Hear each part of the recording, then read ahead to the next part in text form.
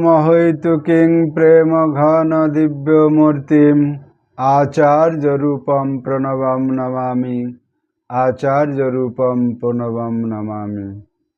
विश्व प्रसिद्ध भारत सेवाश्रम संघेर प्राणपुरुष शिवावतारी যুগাচার্য শ্রীমৎ স্বামী প্রণবানন্দজি মহারাজের অলৌকিক জীবন লীলার কিছু কথা আমরা পূর্বে ছন্দবদ্ধ রূপে কবিতা আকারে পাঠ করেছিলাম। ভক্ত সুধীন্দ্রনাথ পাল মহাশয়ের বিরচিত। তো তার পরবর্তী অংশ আবার এখন পাঠ করব। যুগাচার্য স্বামী প্রণবানন্দজি মহারাজ তার ত্যাগ তপস্যা, তার সাধনা সমস্ত কিছুই বৈদিক সনাতন হিন্দু জাতির জন্য করেছেন। সেই ত্যাগ তপস্যা, তার আদর্শ উদ্দেশ্য কি করে ভারতীয় এই সনাতন হিন্দু ধর্ম সংগঠিত, সুরক্ষিত, শক্তিশালী হতে পারে, তাই গুরুজি মহারাজের জীবন ব্রত ছিল।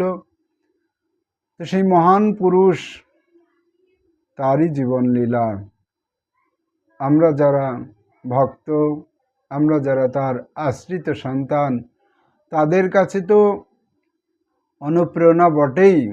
সমগ্র বিশ্ব মানবের জন্য এই জীবন, তার আদেশ উদ্দেশ্য, আদর্শ উদ্দেশ্য, তার আদেশ নির্দেশ সমস্ত কিছুই এক অনবদ্য, অনুকরণীয়। তাই আমরা সেই জীবন পাঠ করে শোনাচ্ছি ছন্দবদ্ধ রূপে। আজকে দীক্ষা মহাভাব কর্মচক্রের প্রবর্তন কিছু অংশ হয়েছিল, তার পরবর্তী অংশ পাঠ করছি।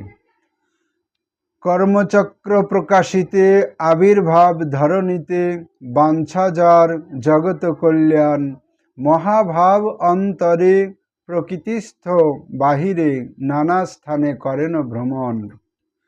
চট্টগ্রাম অঞ্চল ঘুরিলেন বহুস্থল, চন্দ্রনাথ সীতাকুণ্ড ঘুরে, আশ্রম রয়েছে যেথা স্বামী পূর্ণানন্দ তথা ঘুরিলেন সেই জগৎপুরে।